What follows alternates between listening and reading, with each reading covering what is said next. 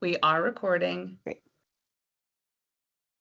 Thank you all for introducing yourselves in the chat, and sorry for this disheveled beginning. Here is our agenda for our time together today.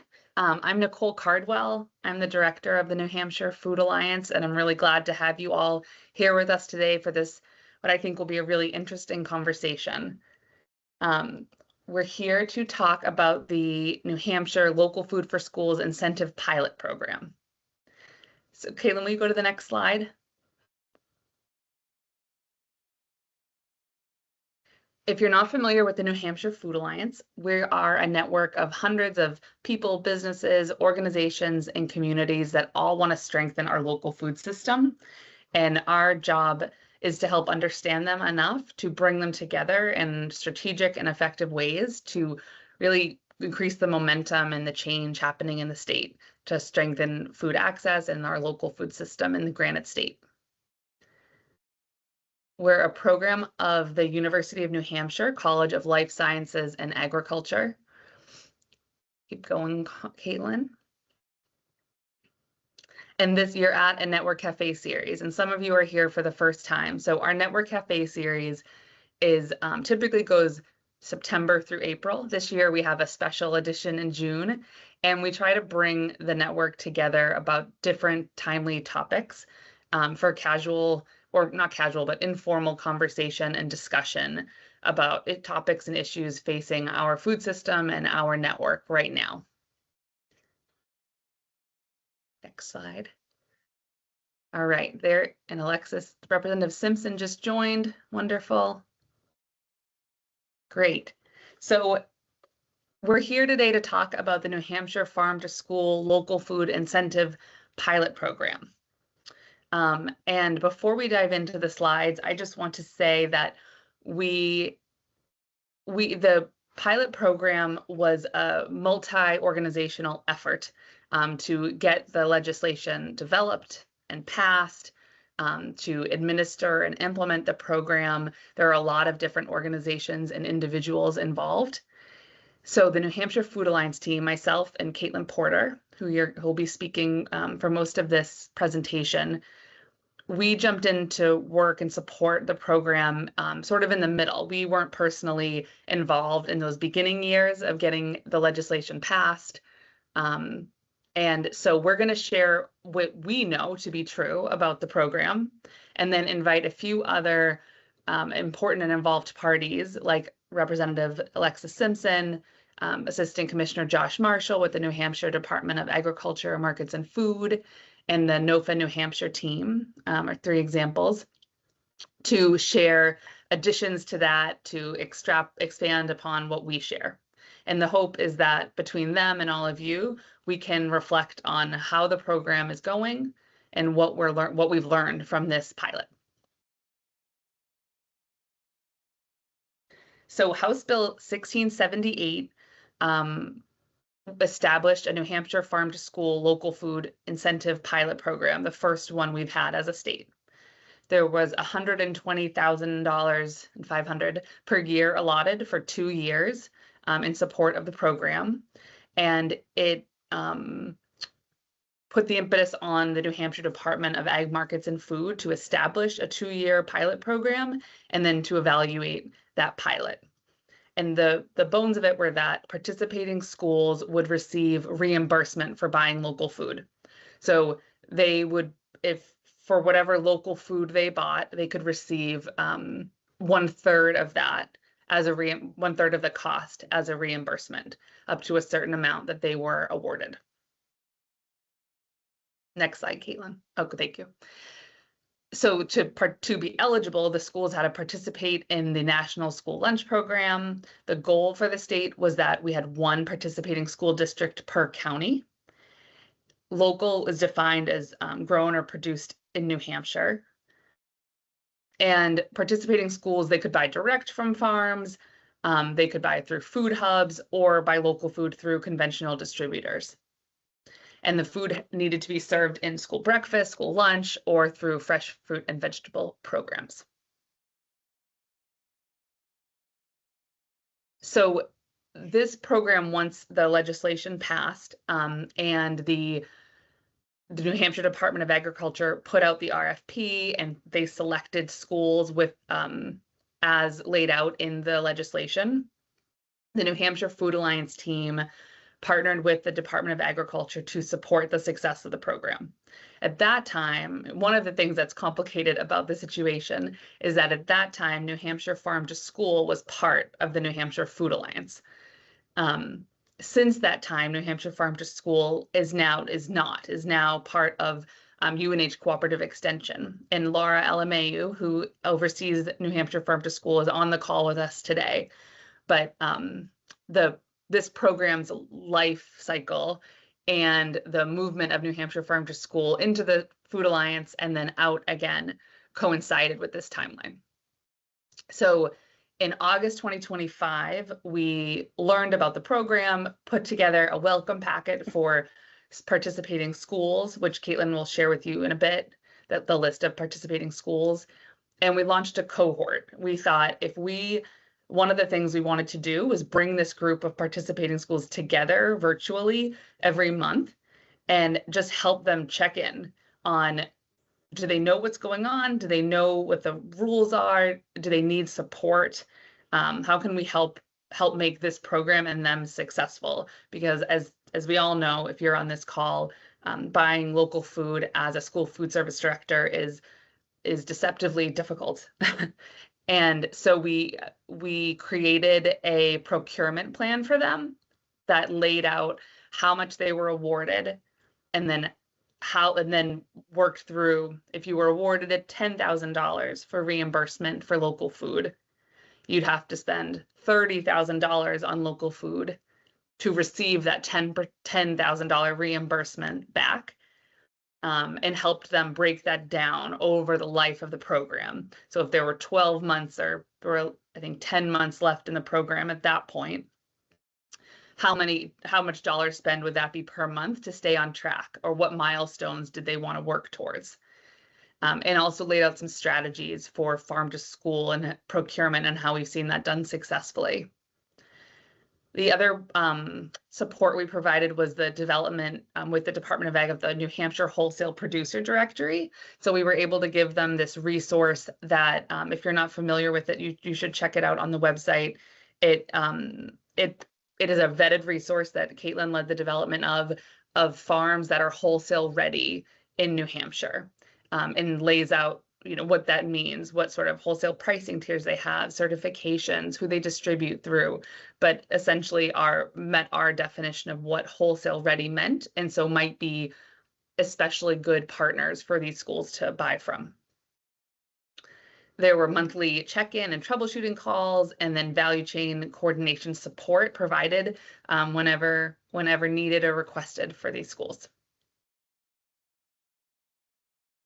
Next slide. And Caitlin, you can add. So Caitlin Porter is the New Hampshire Food Alliance Value Chain Coordinator. She's going to hop on now and talk through, I'm trying to lay out for you getting to the start of the program and what support we're providing. And Caitlin's going to walk through and explain what happened between August 2025 and now from our perspective. And then we'll pause and hear from some other key partners about their takeaways. Caitlin? Awesome. Thanks, Nicole. Can you hear me okay? Yep. Great.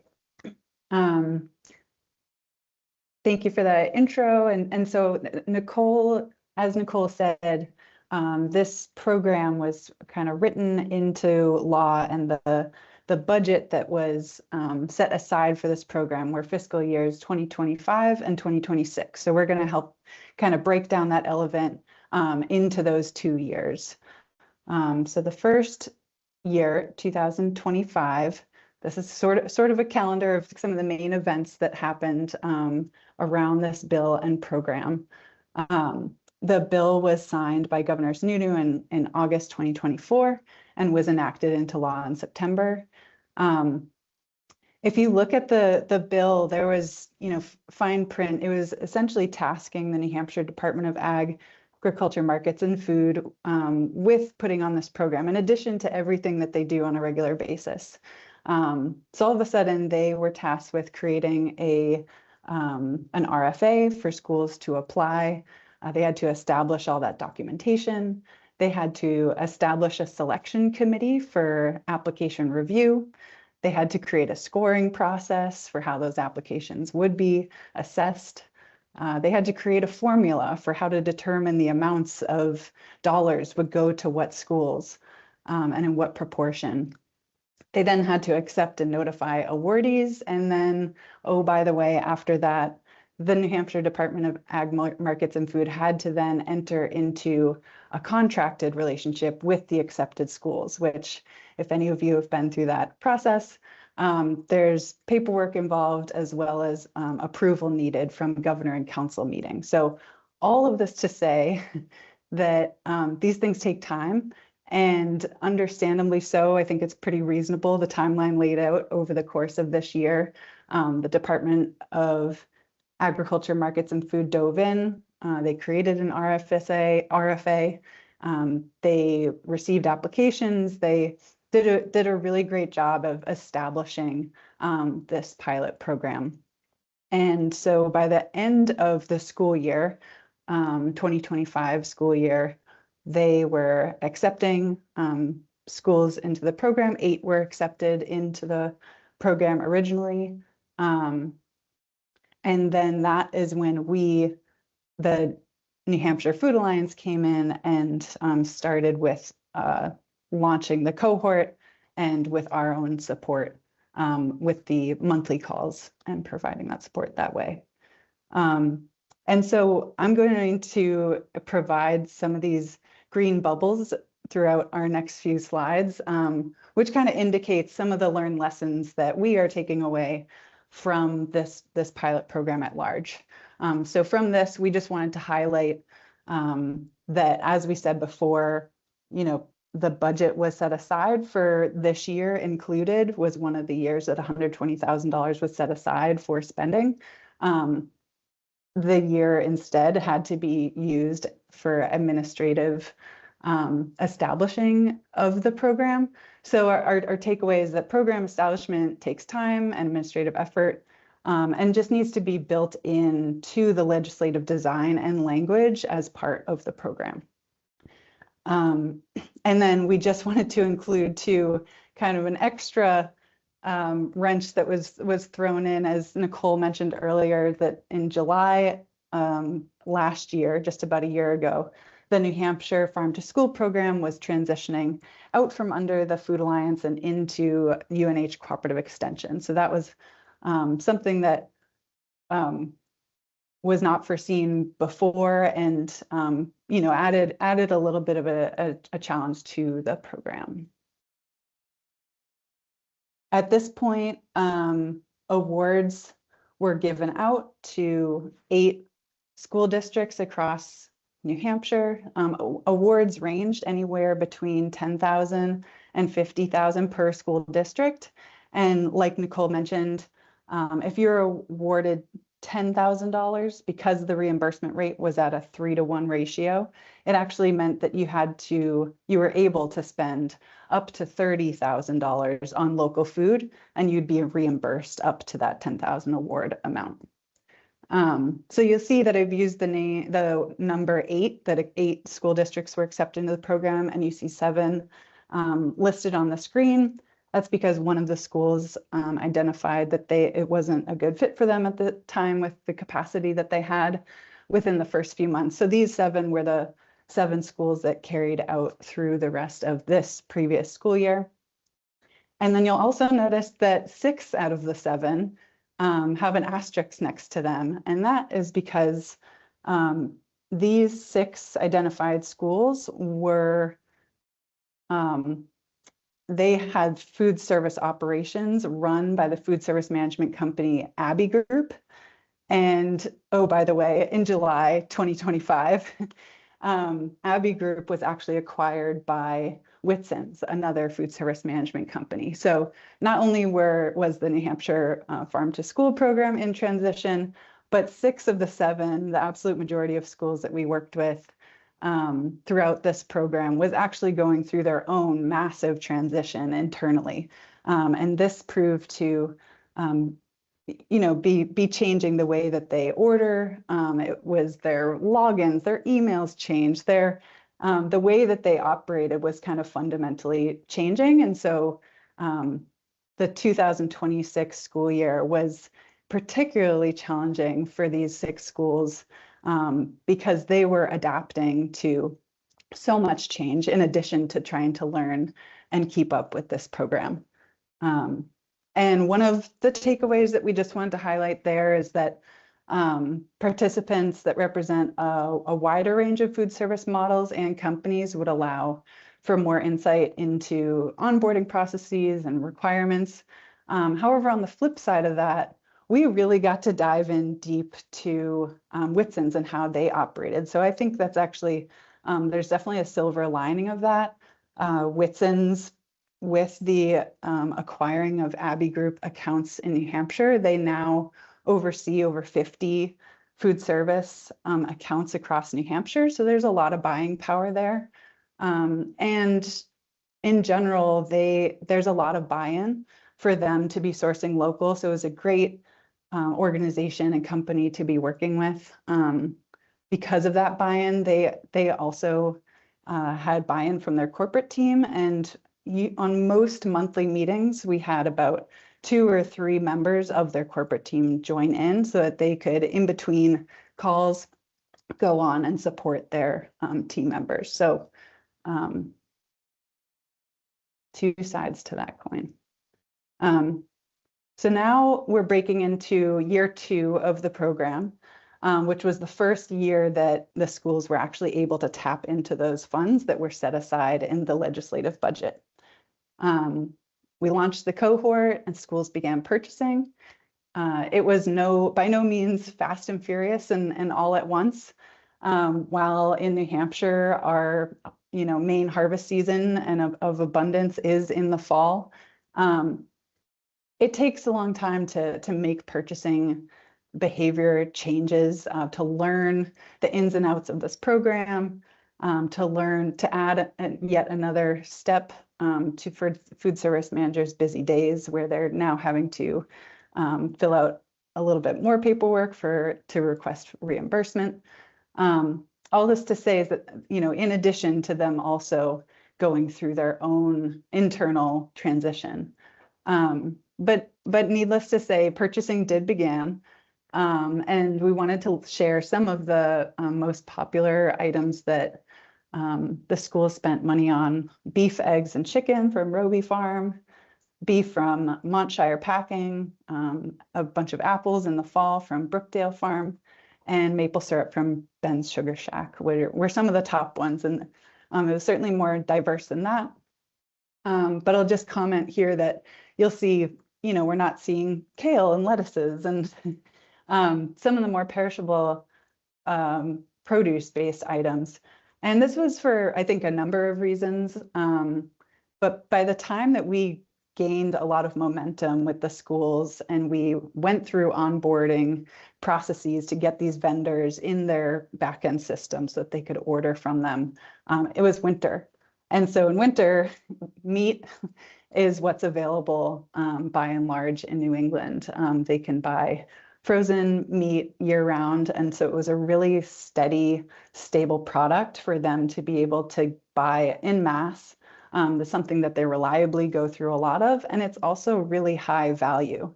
So it was a good way to kind of try to catch up on some of the fund spending rather than, going through small amounts of produce that wouldn't add up quite as fast as these kind of high value protein-based items.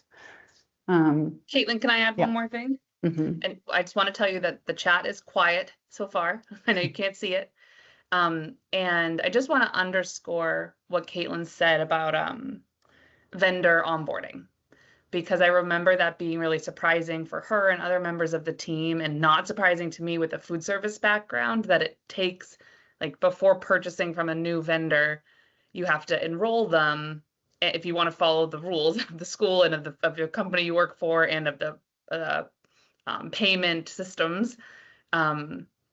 you have to enroll them and they have to fill out paperwork and add insurance information and other things. And that stuff takes time. And it took, 2 or 3 months for like a bunch of new vendors to be added, and then fall was over. So I just want to underscore that very normal, or at least a widely applicable situation, but how much it really threw off this beginning of the year.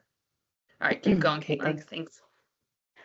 Some distributors and hubs that were really critical in helping get this food to the schools. I just want to mention here Food Connects, Black River Produce, Upper Valley Produce. They all have trucks on the road, and then Taproot Marketplace is not necessarily a distributor, but is a food hub up in the North Country that was really crucial in creating some local food connections to some of the awardees up in the North Country.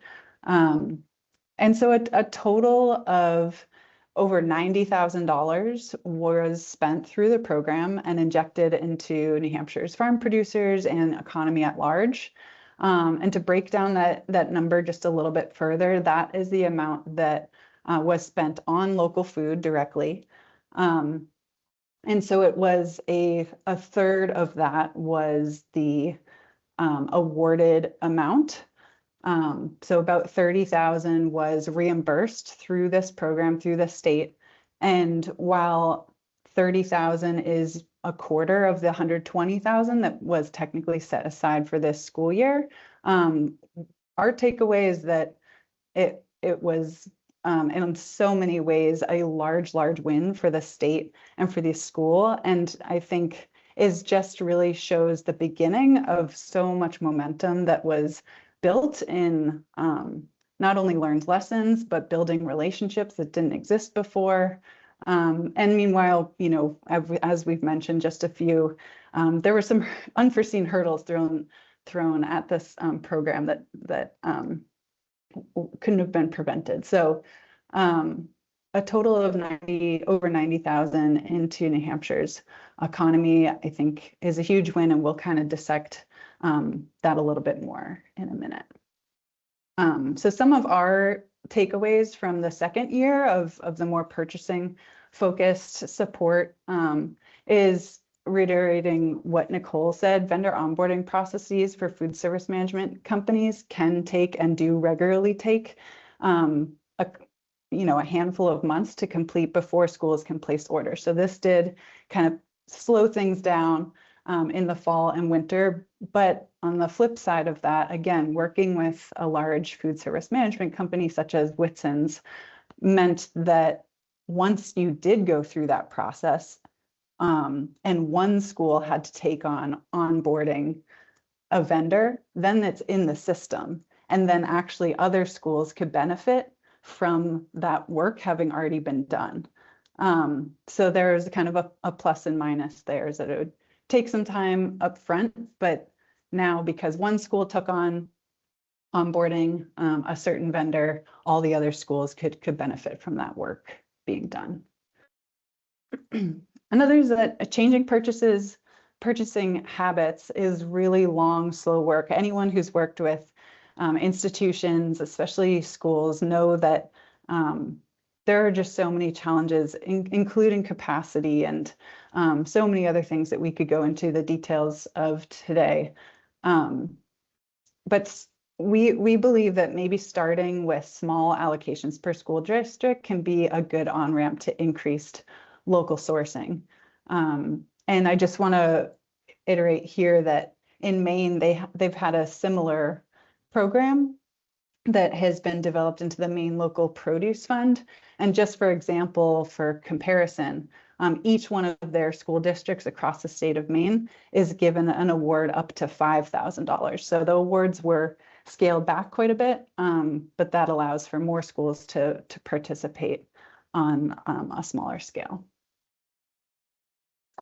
And lastly, allowance of regional product would help increase the diversity of options for both ingredients and distribution partners. So I know this was part of the legislation that went back and forth through the many years of iterations. And so I'm sure there's much to talk about there, but I know from my experience working with the schools over the last year, Even with the New Hampshire Wholesale Producer Directory and us having a lot of great producers across the state, it's true that our neighboring states also have a lot of wholesale ready producers that would complement what New Hampshire producers had to offer. We also know that in New Hampshire, we lack distribution partners that are distributing local food, and a lot of our surrounding states have trucks on the road. So if we, allowed for slightly more a diversity of ingredients, that would probably increase the amount of distribution partners the school could have partnered with to get produce to their location, especially up in the North Country where distribution is a particular challenge. So lastly, we just wanted to run through some things that really worked. I know we've mentioned a few unforeseen challenges, some challenges that could very much be expected with a program like this, but we also just want to take a moment to celebrate that this was the first ever local food reimbursement program in New Hampshire. And it was a pilot. And I think that's something that I'm really taking away and want to emphasize, that pilots are designed for learning. And I think we learned a lot. And I think all of these lessons that we've been highlighting and taking away, and I think there'll be more in the months to come, can now inform future proposals and programming and farm to school efforts across the state. Many new relationships between New Hampshire school districts and local food sources were successfully formed. And I think definitely in part due to having the New Hampshire Wholesale Producer Directory. So we just want to thank the New Hampshire Department of Agriculture, Market and Food for continued partnership. That resources, I think this was a really great way to highlight the success of that directory and investing our time and resources into that, because the schools really reiterated time and time again that that was the thing that helped them build relationships.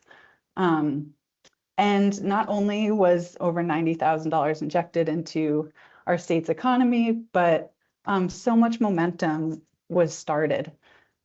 We think that, with Whitson's commitment to local food purchasing, and I know I haven't mentioned the one independent operated Exeter Regional was also very committed to local purchasing. And I do believe that the time and effort that they went above and beyond this year to establish these local relationships because of this program being present is going to have a trickle-down effect, and they will hopefully continue those relationships in the months and years ahead. And with that, I'll hand things back over to Nicole. Great, thank you, Caitlin. As I know that was a lot of information from us, but as I mentioned at the beginning, we were just one of the organizations involved in this. So if anyone needs to correct us or change something that we shared, please feel free. We did our best to do some reflecting and put together our thoughts and experiences here. I want to thank and invite to speak Assistant Commissioner Josh Marshall, Representative Alexis Simpson, who was the bill sponsor and championed this bill and getting it passed and all the time that it took to do so. Why don't we start with those two first? Josh, do you want to start? Do you have anything to add or share? Sure. I can add. Thanks. I thought that was a really excellent recap and framing of looking at this pilot as a success. As you said, the learning was really the goal here, as I see it, and I think we learned a lot of things about the complexity of school food service, not just the money to buy food, but the infrastructure, both physical and staff-wise.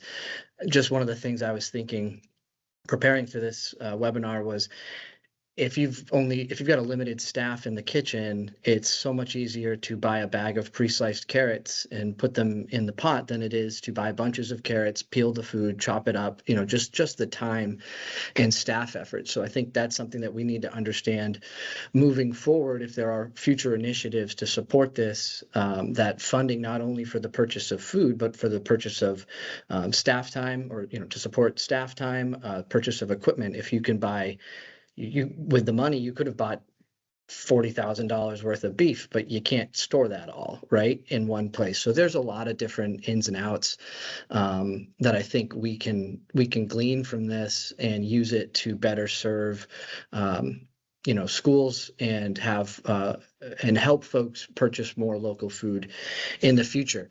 I was just going to mention it's June now, so we're still getting a few May invoices, and we'll still get June invoices, so that dollar number will go up a little bit, and just sort of reinforce the number one purchase was definitely protein, meat and poultry, and then dairy, and then maple syrup, and then produce. But again, I think looking at what maybe some of the reasons why produce wasn't as largely purchased is both the timing and that it takes more time to prepare it, and not everybody has that infrastructure. So I thank everybody involved and appreciate the efforts, and I'll turn it over to Representative Simpson.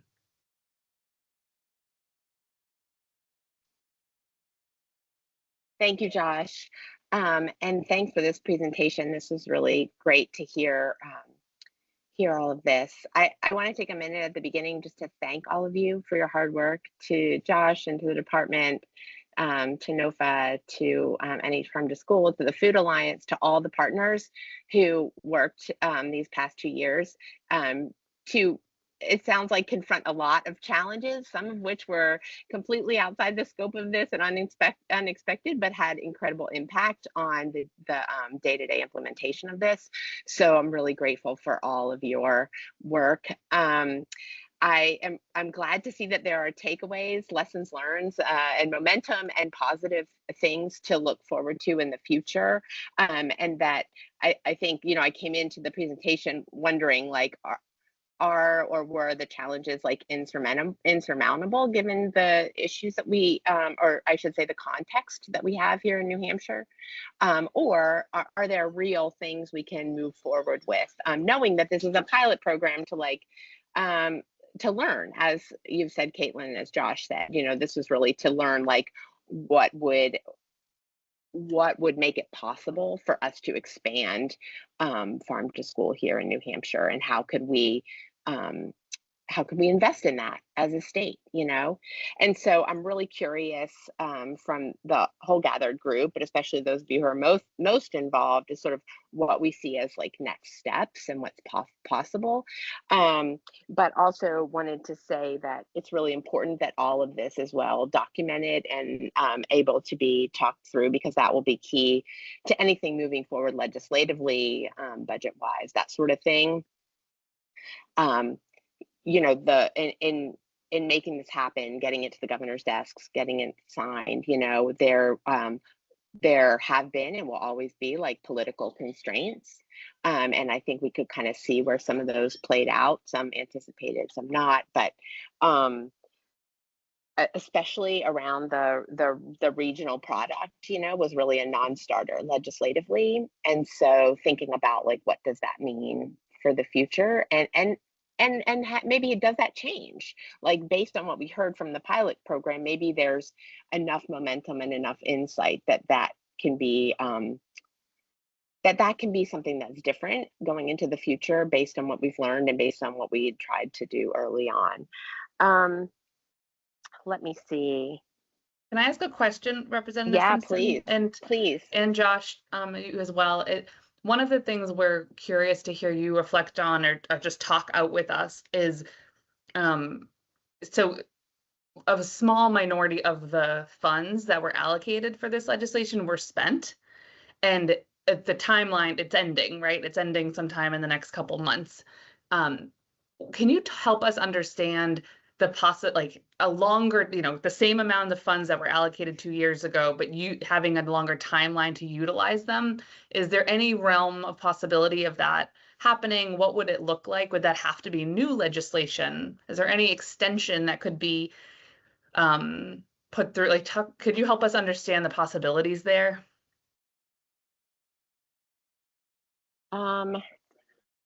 Maybe. I'm I happy think, to jump in on that if you yeah, if you'd Josh, I like. think Just in you the taking a first stab would be most helpful.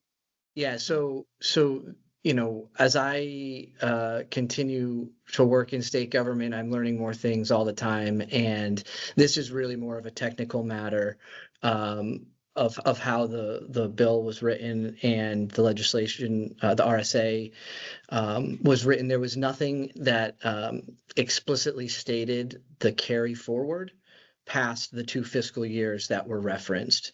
And so it's not a decision that the department makes. It's an interpretation of the language by the Office of the Legislative Budget Assistant, which is what guides all of the execution of the state budget.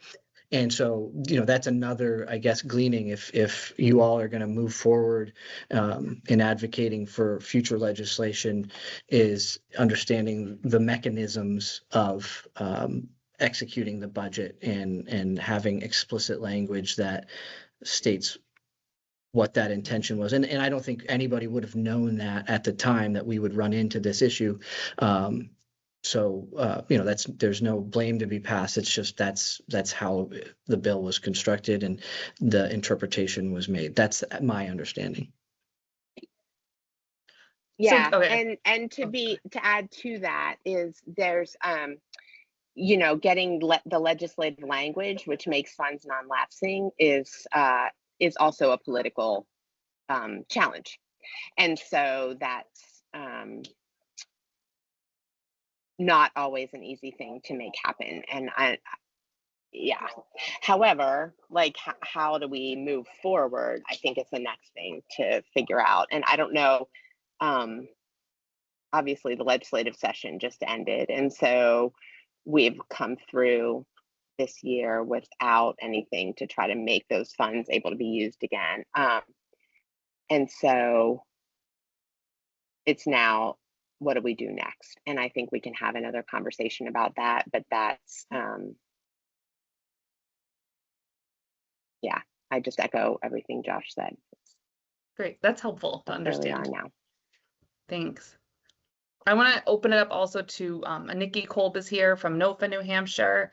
Laura Alamayu from New Hampshire Farm to School. Do you have any comments, questions, reflections that you want to add? Nikki, we'll start with you.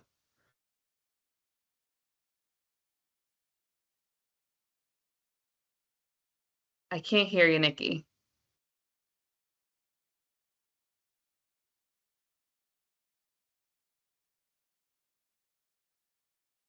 Can you all hear her? No, right? Hold on a second. Yes, Laura, why don't you can hear me. Okay, Laura, why don't you go next, please? Okay, can you hear me? Yes. Okay, good. Yeah, so I just wanted to really thank Nicole and Caitlin, Food Alliance, for their support over this pilot program. As they mentioned already, Farm to School transitioned last year, so I really became aware of and lightly involved with this pilot in the late fall as the new New Hampshire Farm to School coordinator. And I felt like I couldn't take notes fast enough in all of these cohort meetings. So I really just appreciate all of Caitlin's knowledge and the way that she was able to help all these districts troubleshoot throughout the school year. Whenever they had challenges or questions, sure enough, the next meeting, Caitlin had answers and she was ready to just continue to help the ball move forward. So I was really grateful for that throughout this year. So I definitely have learned a lot about the local procurement landscape in New Hampshire, how complicated it can be. And I'll definitely be continuing to reflect on all of these lessons learned and how best New Hampshire Farm to School can continue to support local procurement efforts in the future. So just thank you again for your leadership, Caitlin, Nicole, Food Alliance, in this pilot. Thanks for your partnership on it. I'm glad you were able to, it was a good program to transition you into the farm to school leadership and experience. Nikki, can we hear you? No, darn it. I bet you have something genius to say. I don't know how to help you, Nikki. All right, well, why don't we open it up now while Nikki's working on her tech to any other questions from the group. You can put them in the chat. You could raise your hand or speak them aloud. Or comments. I know some of you are also schools that are participating on the call today. Talia, go for it. Thank you so much. This was an excellent presentation. Really appreciate you all taking the time to share all the information and all your reflections. It was awesome to see. I did have a quick question about the schools who participated, how they got the additional funds they needed to purchase local foods, or if they needed to raise additional funds, or if that was just something they reallocated. Just knowing the 3-to-1 reimbursement ratio, I'm curious to hear where those extra funds came from. Yeah, I can speak to that. They just came out of their normal school budgets, so like just like they would if they were purchasing through anyone else. Because of the reimbursement rate, they basically were able to look at price points of local food and just take that 67% out of their school budget.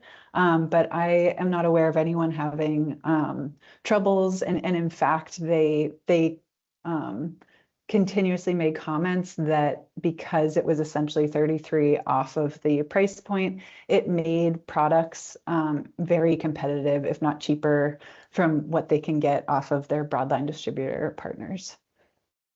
That's awesome. Thank you.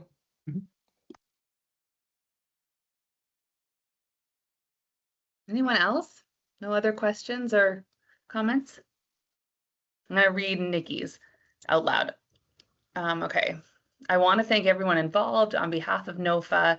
NOFA New Hampshire helped to advocate for the bill in the years leading up to its passing. And she wants to echo what Representative Simpson mentioned about storytelling. I think that capturing and sharing all the great data and information that came out of the project will help with future projects, including any quotes from food service directors involved. That's a good idea, Nikki. Any commentary from students, and we look forward to the next conversation. Great. Thanks, Nikki. Nicole, can you hear me? Yes. Yeah. Yes. Okay. Hi, everybody. My name's Beth Shao. I'm from the Kendall Foundation, and also just want to appreciate the effort that it took to get this introduced. And these things absolutely take time. I know Maine has had their incentive program for decades now, and we were just seeing some numbers from Maine, and they had, I think their spending was around $900,000 on local food from schools last year in this school year. So it takes time and it takes a lot of support. And I just want to offer our partnership to all of you who are working on this and some of the strategies that have helped build demand and coordinate, all that work you're doing, Laura and Caitlin, like the communication and breaking down those challenges around vendor approvals and procurement and identifying farms that have the wholesale readiness. And it is so much work, but I think the most positive thing we saw out of, local food for schools, the big federal program, is once those relationships are built, even if the financial incentive isn't there every year, year after year, they are still purchasing.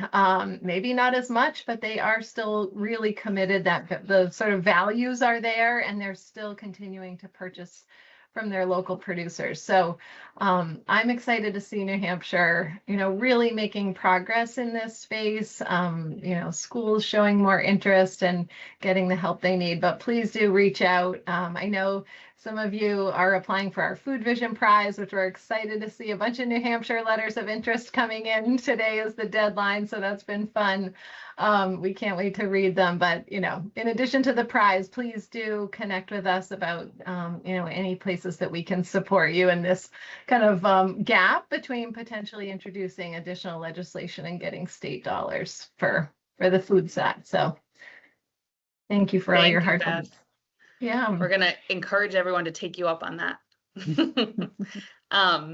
Yeah, absolutely. I want to just underscore that too, that we were really tried to be transparent about challenges and what happened, but I hope you're also hearing all the positives, and that we just did an exercise at the Food Alliance of stepping back and looking at the last 5 years with our network leadership team.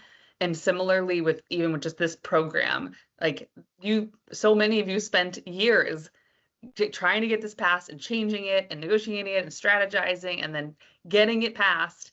And then it happened. We did it. We spent some of the money. We learned so much. So many relationships were developed. We learned what it takes to do this. And, you know, 90,000 compared to 900,000, to me, that is so not discouraging. It's not at all. Like 10 years later, we could inch there. We have to inch by inch get there. So thank you for that perspective, Beth. That's really helpful to hear. Representative Simpson, did you want to add something? Yeah, I do real quickly, if you can indulge me for a minute. I'm really thankful for what you just said, Beth. And I just wanted to like put an exclamation point on that, because I got involved with Farm to School when my oldest child was going into kindergarten. And those relationships in Exeter, I helped build as a volunteer food broker. I'm a minister by training, but I was a volunteer food broker for a year, negotiating prices with the local school on local produce, especially. And so my child Blake is now going into their senior year of college. And so that's just to kind of look at the lifespan of what's been going on in that one school district. Is really tells a story there as well. I live in Exeter. Did I say that? Thank you, Representative. Yeah. Jason, and would you just maybe give your affiliation so others on the call that don't know you personally know that about you? Am I unmuted? I hear you. Yes. All right. So I am Jason Seavey. I'm the food service director for SAU4, which is up in Newfound, Bristol area. We just transitioned from when the Abbey Group was acquired by Whitson's. We transferred to self-operation. So that was a very quick turnaround from July 27th, when they announced, to when school started. And so because of that, I was one of the ones that was mentioned that was awarded but didn't get to utilize. But I also want to kind of showcase that we are still committed to that. We've actually ran a very successful farm to school, our Harvest of the Month program this year, with a lot of the curriculum in the classrooms, and that's something that we're very interested in. Our food value is still in local, clean, 75% scratch food. So this is something that we still want to participate in if there's ever a future chance. And even if there isn't, we still do have local partnership. But I just wanted to kind of make that connection with any of you that don't know us or our story, and that, we are committed to this as well. And I do believe that Exeter, is that still Dahlia out in Exeter? Mm-hmm. Mm-hmm. Yep. So her and I are the only ones on the list that would have been self-operation, I believe. Mm-hmm.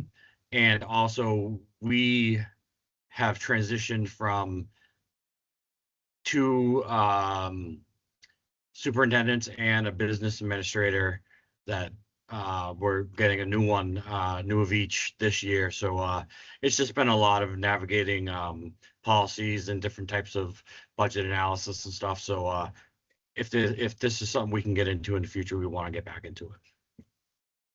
So thank you. Thanks, Jason. Thank you, Jason. And I can validate that Jason CV is a local sourcing champion extraordinaire in New Hampshire in schools, whoever he's employed by on paper, he's always showing up. Thanks for your great work, Jason. I just put, as we do any last questions or comments, I just put the Network Cafe evaluation in the chat. It's just a quick, give us a quick gut check on how that went, and if it was helpful for you, helps us to create good content in the future. Any other questions, comments?